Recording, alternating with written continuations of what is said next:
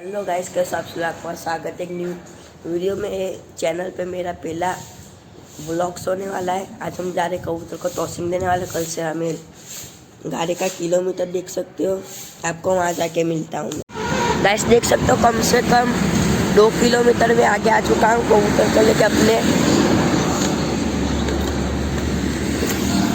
देख सकते हो घर खड़ी अपनी गाड़ी, और 2 किलोमीटर दूर से अपना मेल छोड़ रहा हूँ मैं।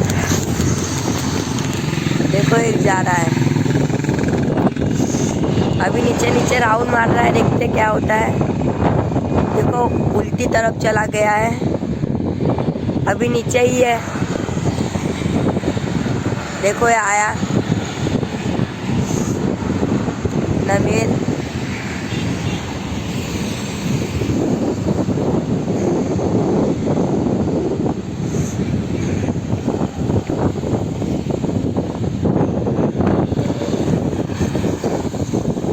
काफी ऊपर चढ़ चुका है, अभी तो वापिस आ गया है।